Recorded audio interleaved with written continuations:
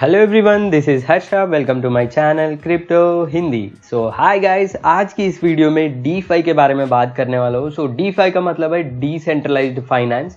सो इस वीडियो में मैं डिसेंट्रलाइज्ड फाइनेंस क्या है, सेंट्रलाइज्ड फाइनेंस से कंपेयर करूंगा। नॉर्मल बैंकिंग सिस्टम से कंपेयर करूंगा। नॉर्मल सर्विसेज में हमको क्या क्या सर्विसेज मिलेगा, हम डीफाई में हमको किस टाइप का सर्विसेज मिलेगा, whether DeFi can replace our existing centralised finance. ये सारा डिटेल्स बात करूंगा आज। आपको पता होगा लास्ट 1 वीक में कंपाउंड कॉइन का प्राइस 500% इंक्रीज हुआ है। उसके बारे में मैं थोड़ा डिस्कशन करूंगा। कंपाउंड फाइनेंस में इन्वेस्ट करके आप कैसे प्रॉफिट गेन कर सकते हैं, वो सारा डिटेल्स इस वीडियो में रहेगा। वीडियो को जरूर एंड तक देख लीजिए। और एक चीज, आप मेरे चैनल को फर्स्ट टाइम आ रहा है तो चैनल को जरूर सब्सक्राइब कीजिए। वीडियो अच्छा लगा तो लाइक कीजिए, कमेंट सेक्शन में आपका ओपिनियन मेंशन कीजिए। Let's begin the video guys. First of all, what is centralised finance? Centralised finance क्या है उसके बारे में डिस्कस करेंगे। उसके बाद हम डिसेंट्रलाइज्ड फाइनेंस को मूव करके उसका कंपैरिजन सेंट्रलाइज्ड फाइनेंस से करेंगे। जनरली सेंट्रलाइज्ड फाइनेंस मतलब हमारा जो भी नॉर्मल बैंकिंग सर्विसेज है, बैंकिंग फाइनेंशियल सर्विसेज है, सारा बैंक्स अंडर सेंट्रलाइज्ड फाइनेंस में आएगा। इस जनरली सेंट्रलाइज्ड फाइनेंस इसलिए बोल रहे हैं इसको, ये सारा बैंक्स अंडर रेगुलेशंस। मतलब आरबीआई के अंडर रेगुलेशंस में ये सारा बैंक्स काम करेगा। आरबीआई गाइडलाइंस रहेगा। किस चीज़ का क्या क्या फॉर्मेलिटीज रहेगा, सारा फॉर्मेलिटीज ये बैंक्स फॉलो करेगा।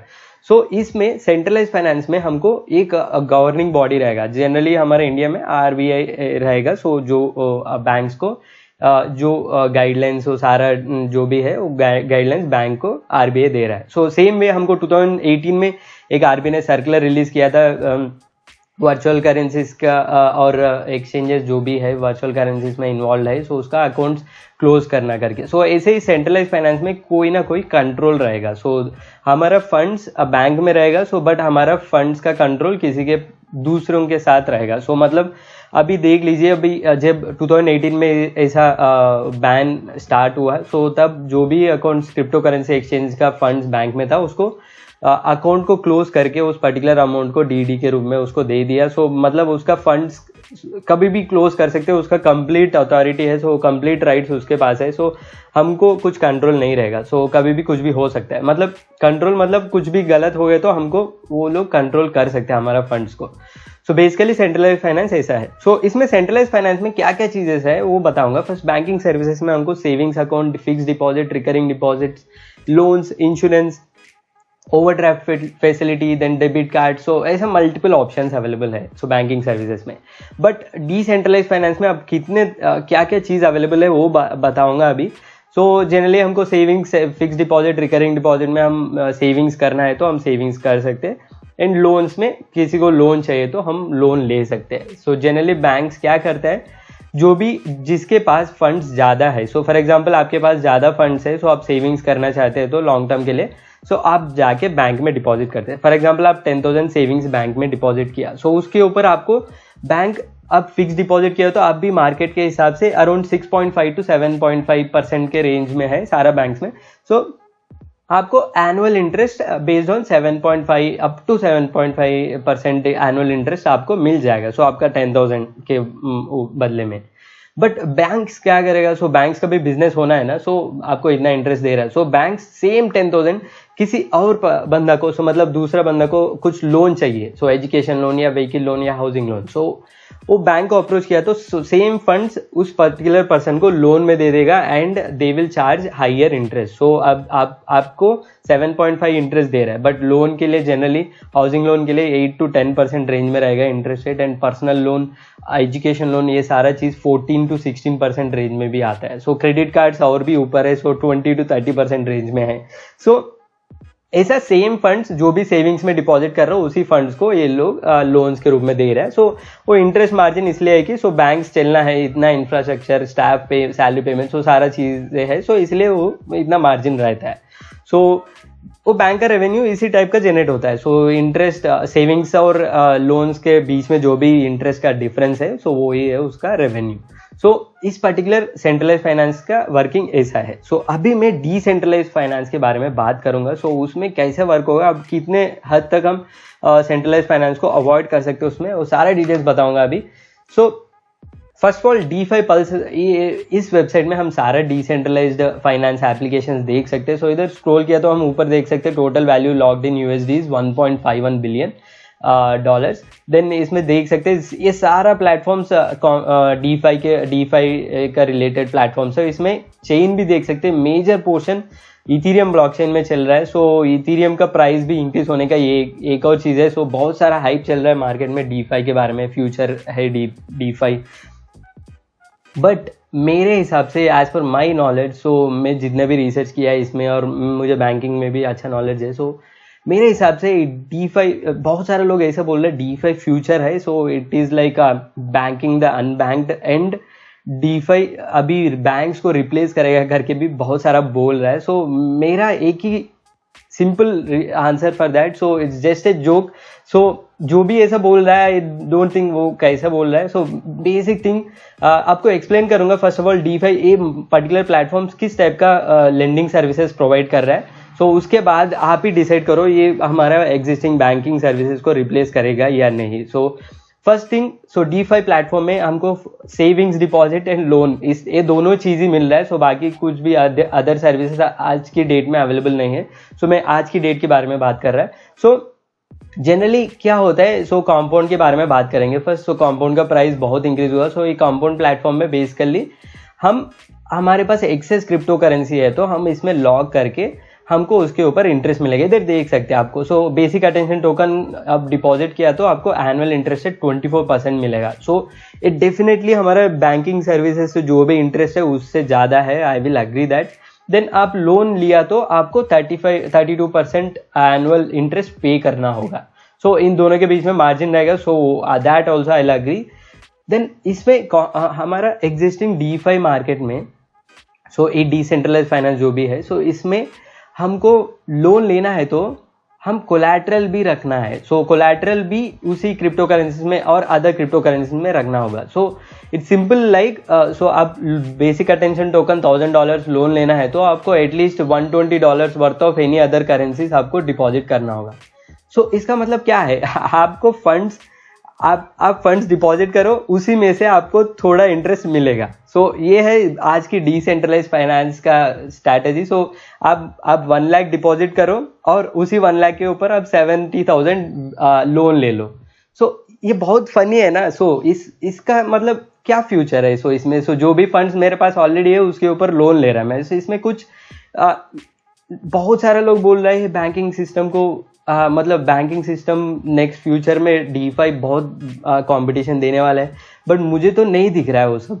सो क्योंकि बैंक्स में आपको डिफरेंट टाइप्स ऑफ लोन मिलता है. सो इसमें बैंकिंग सर्विसेज में क्या होता है, आपको फॉर एग्जांपल नॉर्मल लोन ले लीजिए. सो नॉर्मल आपको FD के ऊपर, फिक्स डिपॉजिट के ऊपर आप एडवांस अगेंस्ट डिपॉजिट करके ले सकते हैं. मतलब आप फिक्स डिपॉजिट करके उसी के ऊपर आपको लोन ले सकते हैं. सेम चीज इसमें कंपाउंड फाइनेंस में चल रहा है अभी. सो उसके अलावा बाकी लोन सर्विसेज और बाकी फाइनेंशियल सर्विसेज इसमें कुछ भी अवेलेबल नहीं है. सो आप कमेंट सेक्शन में मेंशन कीजिए आपका ओपिनियन भी. सो मेरे हिसाब से अभी फॉर एग्जांपल आपको हाउसिंग लोन लेना है तो जनरली बैंक्स में हम हाउस को मॉर्टगेज करते हैं. सो हाउस हमारा ही रहेगा बट बैंक के नाम से मॉर्टगेज रहेगा लोन पीरियड तक, बट हम रह सकते हैं, बट उसके ऊपर हमको लोन मिलेगा. सो उसमें हमको हाउस होगा हमारा कोलैटरल. सो कोलैटरल मतलब हम सिक्योरिटी जैसा लोन ले रहे हैं ना, इतना अगर रीपे नहीं किया तो कुछ तो कोलैटरल रखना है ना. सो वो कोलैटरल होगा हमारा house. So same way vehicle loans लिया तो हम उसको हाइपोथिकेशन करते हैं. So hypothecate in the name of bank. So banks के नाम पे रहता है बट हम यूज कर सकते हैं, बट उसके ऊपर लोन ले सकते हैं. एंड अगर हम लोन रीपे नहीं किया तो बैंक्स को ऑल राइट्स रहेगा हमारा हाइपोथिकेटेड व्हीकल को टेक ओवर करने के लिए. सो और एक इंपॉर्टेंट चीज, बैंकिंग फाइनेंशियल सर्विसेज में हमको ओवरड्राफ्ट फैसिलिटी भी अवेलेबल है. सो ओवरड्राफ्ट फैसिलिटी बहुत सारा बिजनेसेस के लिए हेल्पफुल है. सो ऐसा रहता है आप जो भी ट्रेडर है, सो जो भी आप नॉर्मल शॉप है, स्टॉक्स रहता है आपके पास, सो उस स्टॉक के ऊपर आपको लोन मिलेगा और आपको बिजनेस रोटेशन कर सकते हैं आप. लोन ओवरड्राफ्ट फैसिलिटी जनरली आपको लिमिट मिलेगा. सो आपको 10 लाख ऐसा कुछ लिमिट मिलेगा.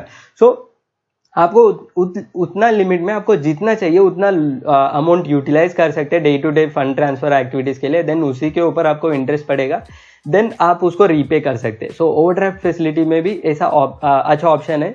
वो बैंक्स में अवेलेबल है। सो ओवरड्राफ्ट फैसिलिटी के लिए हम जस्ट हाइपोथिकेट जो भी हमारा स्टॉक अवेलेबल है उसको हाइपोथिकेट कर रहा है। सो स्टॉक हमारे शॉप में ही रहेगा। सो फॉर एग्जांपल आपको एक शॉप है, उसमें थोड़ा जो भी स्टॉक है उसको वो हाइपोथिकेट होगा बैंक के नाम पे। सो आपको ओवरड्राफ्ट लिमिट मिलेगा, आप उसको बेच के फिर नया स्टॉक मंगा के ऐसा रोटेशन कर सकते हैं। सो मुझे तो ये सारा फैसिलिटीज DeFi प्लेटफॉर्म में तो नहीं दिख रहा है। सो DeFi प्लेटफॉर्म में ओनली मुझे एडवांस अगेंस्ट डिपॉजिट का अल्टरनेट मिल रहा है बस। सो मेरे को बैंक्स में जो भी फिक्स डिपॉजिट के ऊपर आपको लोन मिलेगा, मतलब उसमें एडवांस अगेंस्ट डिपॉजिट में बेसिकली आपके पास 1 लाख का FD है। सो आपको जरूरत अर्जेंट कुछ 70,000 अमाउंट चाहिए ओनली 10 दिन के लिए। सो तब आप उस फिक्स डिपॉजिट को क्लोज किया तो इंटरेस्ट कम हो जाएगा। सो इसीलिए आप बैंकिंग क्या सर्विस दे रहे हैं उसमें आप उसको एडवांस अगेंस्ट डिपॉजिट। सो आपको 1 लाख है तो आप अप टू 80,000 आप लोन ले सकते हो उसके ऊपर, और लोन 10 दिन में पे कीजिए, 10 दिन का इंटरेस्ट पे कीजिए बस। सो ओनली वो पर्टिकुलर चीज एडवांस अगेंस्ट डिपॉजिट अवेलेबल है अभी का इस DeFi प्लेटफॉर्म्स में, उसके अलावा कुछ नहीं है। So housing loan, education loan, overdraft facility तो भूल जाओ। सो इस पर्टिकुलर प्लेटफॉर्म में ओनली बेसिक थिंग अवेलेबल है, आप जो भी फंड्स है आपके पास एक्सेस फंड उसको डालो, फिर उसके ऊपर ही लोन ले लो।